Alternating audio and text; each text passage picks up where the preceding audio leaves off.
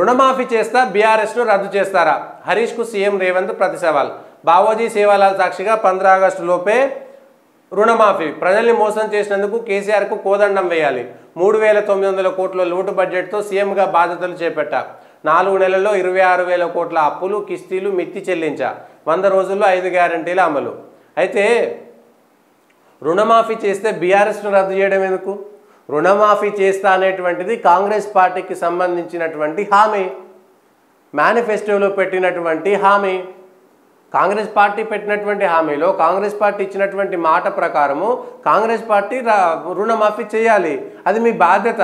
మీరు ఇచ్చినటువంటి ప్రకటన, మీరు ఇచ్చినటువంటి హామీ మేనిఫెస్టోలో మీరు పెట్టినటువంటిది కాంగ్రెస్ పార్టీ. అసలు డిసెంబర్ 9న అధికారంలోకి రాగానే ఫస్ట్ రైతు రుణమాఫీపై రద్దు చేస్తామని చెప్పింది కాంగ్రెస్ పార్టీ.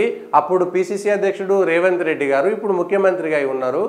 సో చేయాల్సినటువంటి బాధ్యత మీదైతే దానికి బీఆర్ఎస్ను రద్దు చేయడం ఎందుకు, కాంగ్రెస్ను రద్దు చేసుకోవడం ఎందుకు, ఎవరు మీరు మగాడవైతే రుణమాఫీ చేసి చూపించడు, ఇట్లాంటి మాటలు ఎందుకు అవసరం ఉన్నది? రుణమాఫీ చేస్తా అని చెప్పారు, చేయలేదా, చేస్తారా అనేటువంటి విషయం చెప్పాలి. డిసెంబర్ 9నే చేస్తారు అని చెప్పారు. 6 గ్యారెంటీల అమలుకు 100 రోజుల టైం పెట్టిరు.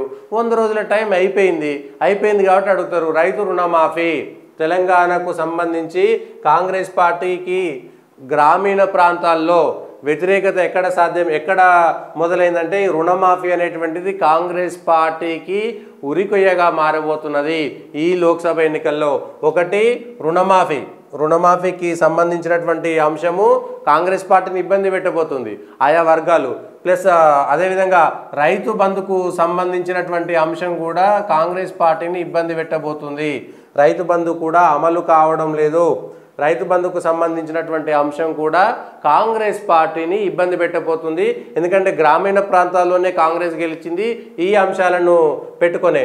అదేవిధంగా మహిళలకు 2500 రూపాయలు ఇప్పటికీ ఏదో విషయం చెప్పారు, ఉచిత బస్సు ఒకటి ఇచ్చేసాం కాబట్టి మహిళలు పట్టించుకోరనుకుంటున్నారు. కానీ 2500 ఏవైతే డబ్బులు ఇస్తానని మహిళలకు చెప్పారో అది ఇవ్వకపోవడం కూడా, ప్లస్ పెన్షను 4000 రూపాయల పెన్షన్ ఇస్తా అనేటువంటి విషయాన్ని కూడా, ఈ పెన్షన్ ఎందుకు ఇవ్వట్లేదు, ఈ అంశాలన్నీ కూడా. దానికి తోడు గ్రామీణ ప్రాంతాల్లో ఇప్పుడు ధాన్యానికి సంబంధించినటువంటి కొనుగోలు కేంద్రాలు నత్తనడక సాగుతున్నాయి. దాంతోపాటు బోనస్ 500 బోనస్ ఏమైంది? 500 బోనస్ ఏమైంది?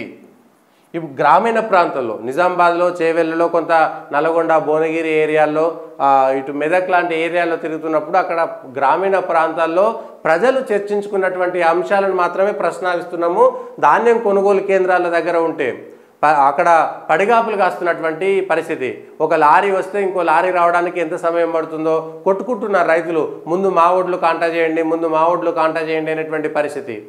నిజామాబాద్ లాంటి ఏరియాలో, ఆర్మూర్ లాంటి ఏరియాలకు పోతేనేమో పచ్చి ముద్దలైపోయినాయి, ధాన్యం తడిసిపోయి. అంటే వారం 10 రోజుల పాటు కల్లాల దగ్గర, పిఎస్సిఎస్ లేదంటే అక్కడ ఉన్నటువంటి ఐకేపీ కేంద్రాల దగ్గర పోసినటువంటి ఒడ్లు రైతు కోసినప్పుడు కానీ, కుప్ప నూర్చినప్పుడు కానీ, లేకపోతే అవి తీసుకొచ్చి కల్లాల దగ్గర పోసినప్పుడు అంతా బాగానే ఉంది. కల్లాలలో పోసినాక వాన వచ్చిన తర్వాత అక్కడ ఉన్నటువంటి రైతులకు ఎంత ఇబ్బందికరమైనటువంటి పరిస్థితి.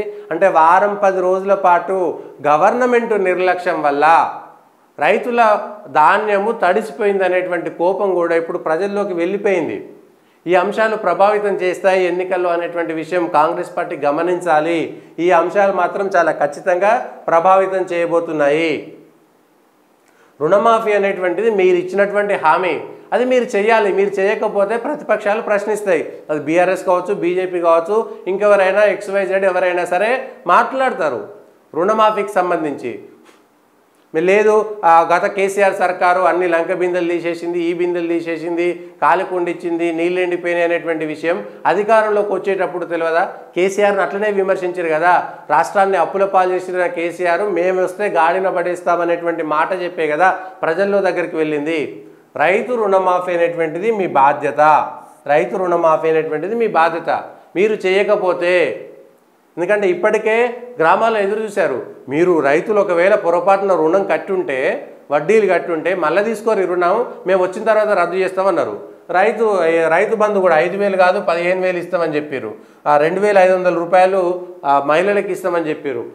పెన్షన్ కూడా 4,000 రూపాయల పెన్షన్ చేస్తామని ఇబ్బడి ముబ్బడిగా ఇబ్బడి ముబ్బడిగా ఎన్నికల్లో గెలవడం కోసం అప్పటికప్పుడు చేసినటువంటి వాగ్దానాలు ఇప్పుడు కాంగ్రెస్ పార్టీ మెడకు చుట్టుకోబోతున్నాయి.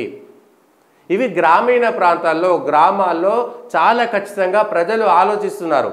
ఎందుకంటే కాంగ్రెస్ పార్టీ వచ్చిందంటే ఒక మాట ఇస్తే దాన్ని ఖచ్చితంగా నెరవేర్చేటువంటి ప్రయత్నం చేస్తుందనేటువంటి నమ్మకంతో చేసిరు. ఎందుకంటే రైతు రుణమాఫీ కేసీఆర్ను కూడా దెబ్బ కొట్టింది. రైతు రుణమాఫీ కేసీఆర్ కూడా చేయలేకపోయిండు. 10 ఏళ్ల పాటు అధికారంలో ఉండి కేవలం 50,000 రూపాయల లోపు ఉన్నటువంటి కొంత మేరకు రుణమాఫీ కొన్ని చోట్ల చేయగలిగారు. ఇప్పుడు రైతు బంధు కూడా రాలేదు. కాంగ్రెస్ పార్టీ అధికారంలోకి వచ్చిన తర్వాత రైతు బంధు కూడా రాలేదు ఇప్పటిదాకా. అది ఆన్గోయింగ్ స్కీమ్. ఎన్నికల కోడ్ కూడా దానికి పనిచేయదు. కానీ రైతు బంధు పెంచుతామన్న రైతు బంధు ఏమైంది, పెంచుతామన్న పెన్షన్ ఏమైంది, 2,500 రూపాయలు ఏమైంది. ఇవన్నీ కాకుండా కరువు అనేటువంటిది కూడా కాంగ్రెస్ పార్టీని కాటేసేటువంటి అవకాశం ఉన్నది. అయితే అది కాంగ్రెస్ పార్టీ సంబంధమా? గతంలో వర్షాలు కేసీఆర్ అధికారంలో ఉన్నప్పుడు వర్షాలు పడలేదు కదా, ఇప్పుడు కేసీఆర్ లేడు, లేదంటే కాంగ్రెస్ పార్టీకి సంబంధం లేదు అనేటువంటి అంశాలు ప్రజలు పట్టించుకునేటువంటి స్థితిలో లేరు. గ్రామాల్లో ఉన్నటువంటి పరిస్థితులు కరువును చాలా మట్టుకు 9 సంవత్సరాల్లో కాళేశ్వరం ద్వారా నీళ్ళు వచ్చినాయా, లేదంటే వర్షాల ద్వారా నీళ్ళు వచ్చినాయా, భూగర్భ జలాలు పెరిగినాయా, అప్పుడు కేసీఆర్ అదృష్టమా? ప్రజల 9 ఏళ్ల పాటు కాలం జరిగింది. కాంగ్రెస్ వచ్చిన తర్వాత కాలం జరగలేదు అనేటువంటిది. ఎందుకంటే ప్రభావం ఇప్పుడే చూపిస్తుంది కదా. అప్పటి కరువు అయితే అయి ఉండొచ్చు, అప్పటి వర్షాకాలంలో వర్షాలు పడకపోయి ఉండొచ్చు. కానీ ఇప్పుడు మాత్రం గ్రామాల్లో లేదా పట్టణ ప్రాంతాల్లో కూడా కరువు అనేటువంటిది, కరెంటు కోతలు అది కావాలని చేస్తున్నారా, లేకపోతే అధికారులు చేస్తున్నారా, ఇష్టం లేదా రేవంత్ రెడ్డి అంటే కావాలని చేస్తున్నారా అనేటువంటి తెలియదులే. కానీ కరెంటు కోతలు హైదరాబాద్లో కూడా చాలా ఇబ్బంది పెడుతున్నాయి. కరెంటు కోతలు ఒకటి, కరువు ఒకటి. గ్రామాల్లో గ్రామీణ ప్రాంతాల్లో ప్రభావం చూపేటువంటి అంశాలు: 1 రుణమాఫీ, 2 రైతు బంధు, 3 మహిళలకు ఇస్తామన్న 2,500 రూపాయలు, 4,000 రూపాయల పెన్షను, 5 ధాన్యం కొనుగోలుకు సంబంధించి అదేవిధంగా బోనస్కు సంబంధించినటువంటి అంశం, 6 కరువుకు సంబంధించిన అంశం, 7 కరెంటు కోతలు. ఈ 7 అంశాలు కాంగ్రెస్ పార్టీని ఇబ్బంది పెట్టబోతున్నాయి. గ్రామాల్లో ఎక్కడికి వెళ్ళినా కూడా వివిధ జర్నలిస్టులు కానీ ఎవరైనా గ్రామాల్లోకి వెళ్ళి అక్కడ ఉన్నటువంటి ఆ పబ్లిక్ పల్స్ని పసిగట్టేటువంటి అంశాలు చూసినటువంటి వాళ్ళతో డిస్కషన్ చేస్తే కూడా ఎక్కడ కూడా ఇంత తొందరగా కాంగ్రెస్ పార్టీ మీద కొంత వ్యతిరేకత రావడం అనేటువంటిది విడ్డూరము.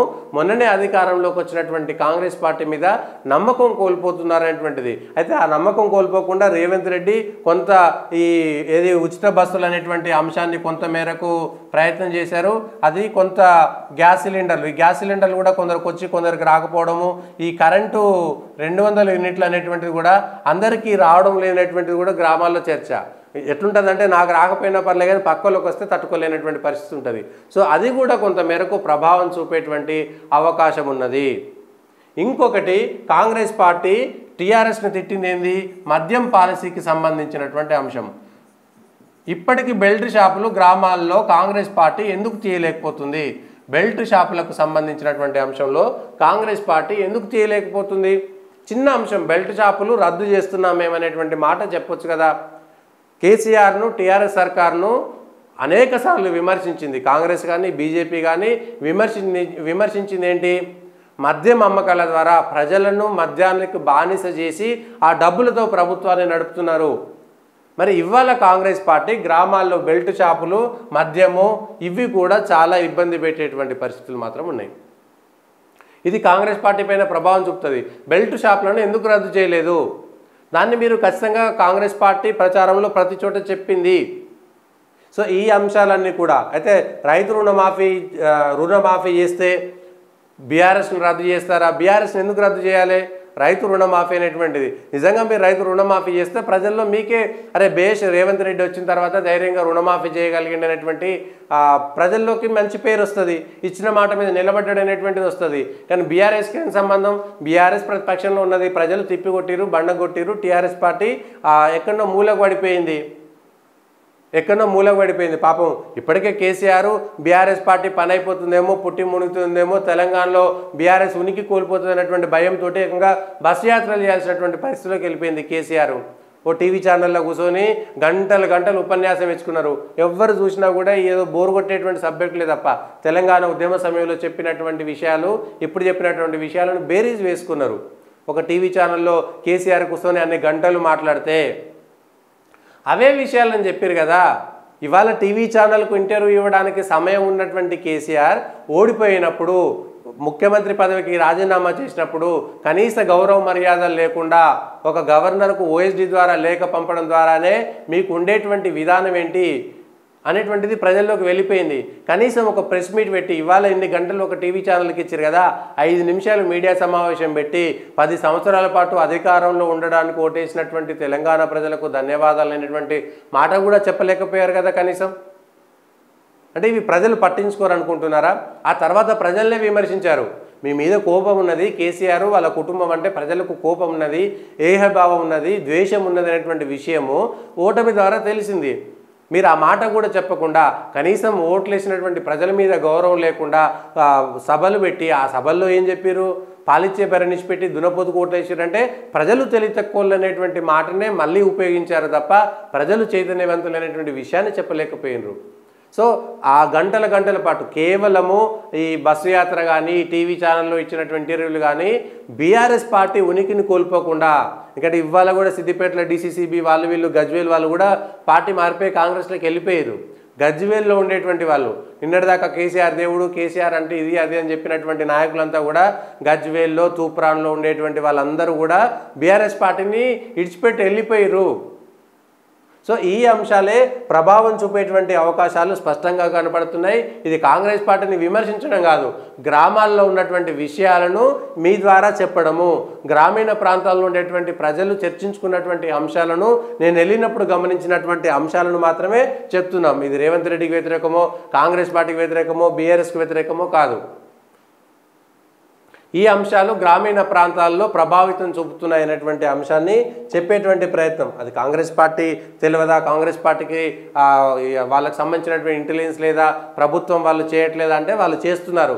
కానీ ప్రజల్లోకి వెళ్ళినప్పుడు గమనించినటువంటి అంశాలు ఏవైతే ఉన్నాయో ఈ రుణమాఫీ అనేటువంటిది ఎంత పెద్ద ప్రభావం చూపుతుందో దాన్ని చెప్పేటువంటి ప్రయత్నం.